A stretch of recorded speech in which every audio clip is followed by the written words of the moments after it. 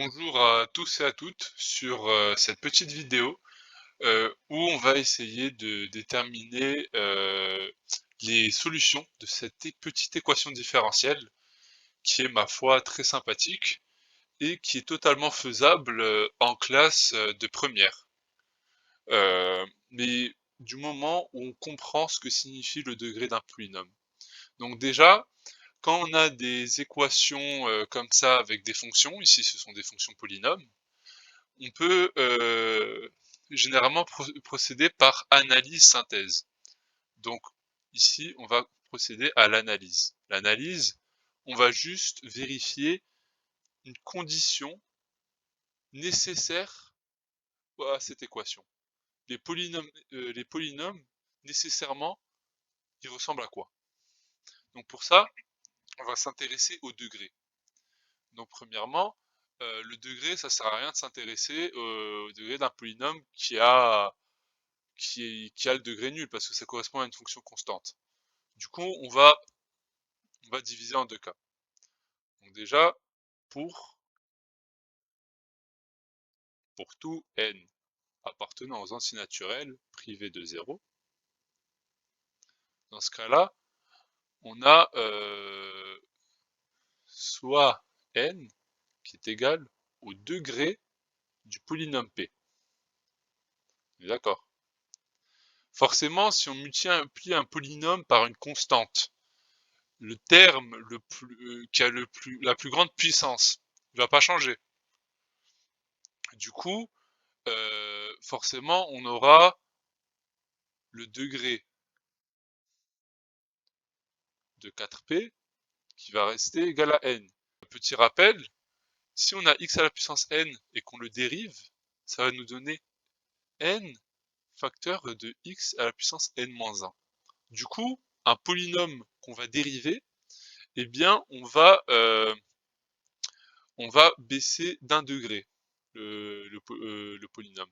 Du coup, on aura le degré également de p' qui va être égal à n-1. Et quand on met un nombre au carré, avec une puissance, on multiplie la puissance par 2.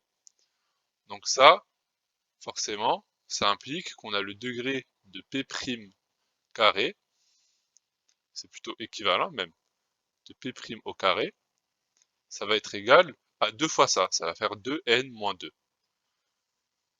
Donc, si on a ça, p' au carré qui est égal à 4p, bah forcément ils ont les mêmes degrés. On ne peut pas avoir deux polynômes égaux qui ont des degrés différents. Donc ça, forcément, ça implique qu'ils ont le même degré. C'est pas une équivalence, car on peut avoir des polynômes de même degré qui sont différents. Ça veut dire, je vous rappelle qu'on a n qui va être égal à 2n moins 2. Et là, la seule solution, c'est 2. C'est n égale à 2. Donc on sait forcément que le polynôme sera de degré 2. Mais ça, si n est différent de 0. Donc déjà, on va passer par la synthèse. Donc là, on va prendre pour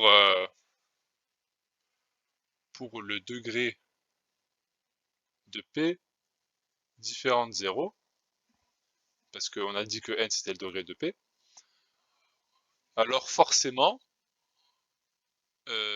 on a le polynôme qui est égal à un polynôme de degré 2, qu'on va pouvoir donc écrire ax carré plus bx plus c, avec a, x et c appartenant à R, et a différent de 0. C'est la définition d'un polynôme du second degré. Donc maintenant, on va calculer toutes les parties de notre équation. Avant, on avait 4p. Du coup, on prend le polynôme, on multiplie par 4.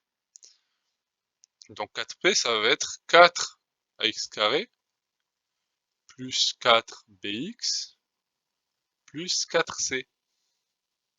On avait quoi d'autre? On avait aussi p' au carré. Là, p' c'est quoi? On va juste dériver le polynôme.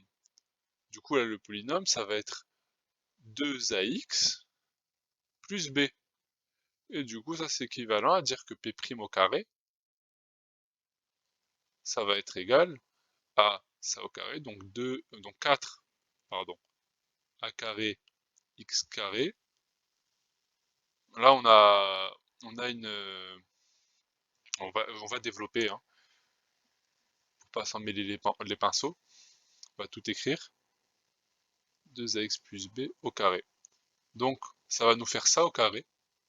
4a carré x carré, plus 2 fois ça, donc 2, ça va faire 2 fois ça, 4 ax fois b, plus b carré. Donc, si on a 4p qui est égal à p' au carré, dans ce cas-là, c'est équivalent à dire qu'on a ça égal à ça. On aura 4 ax carré plus 4bx plus c, qui va être égal à 4a carré x carré plus 4ab plus 4axb plus b carré. Mais maintenant, on peut procéder par identification, puisqu'on sait que la forme développée d'un polynôme, elle est unique. Donc forcément, les coefficients des x carrés vont être égaux. Les coefficients des x vont être égaux, et les constantes vont être égales, pardon. Donc là, on aura 4a qui est égal à 4a carré, et on aura aussi 4b qui sera égal à 4b qui sera égal à 4ab, et on aura c qui va être égal à b carré. Et là, maintenant, notre but, c'est de trouver A, B et C. Donc, là, on voit tout de suite que là, ce système, pour 4A égale à 4A carré, soit on a A égale à 0, soit on a A égale à 1. Mais on ne peut pas avoir A égale à 0, puisque comme dit précédemment, A différent de 0, car sinon, c'est pas un polynôme du second degré, c'est un polynôme de degré 1. Donc, forcément, on aura A égale à 1. Donc là, si on a A égale à 1, on a 4B égale à 4 fois 1 fois B. Ce qui veut dire que B égale à B. Donc, B quelconque. Et finalement, on aura C égale à, à B carré, oui. Ici, là, j'ai fait une petite erreur d'inattention. On avait ici plus 4C, comme mentionné précédemment. Plus 4C. Donc là, on aura 4. On aura C qui va être égal du coup à B carré sur 4. Donc, forcément, P de la forme qui était égal à ax carré plus bx plus c, ça va être égal à x carré plus bx plus b carré sur 4. Et ça, vous le remarquez ou vous le remarquez pas, ce n'est pas grave. Ça fait x plus 1 demi b au carré. Donc, ça, c'était pour un degré qui est différent de 0. Ben, maintenant, voyons voir qu'est-ce qu'on a pour un degré qui est égal à 0, puisque notre but, c'est d'avoir toutes les solutions. Donc, si on a un polynôme qui est de degré 0, ça veut dire forcément que le polynôme P, ben, ça va être un polynôme constant. Donc, on aura soit P qui va être égal à C, avec C appartenant à R. Peu importe le C. Donc, forcément, on aura 4P qui est égal à P' au carré.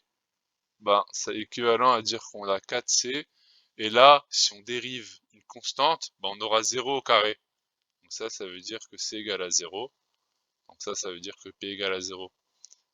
Donc, en conclusion, tous les polynômes solutions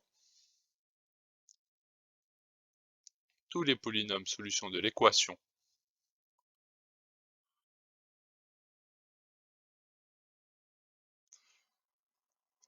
P, 4P égale à P' carré sont sous la forme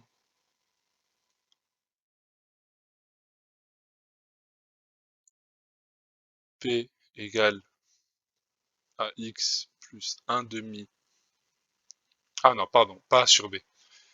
1 demi B au carré. Ou P égale à 0.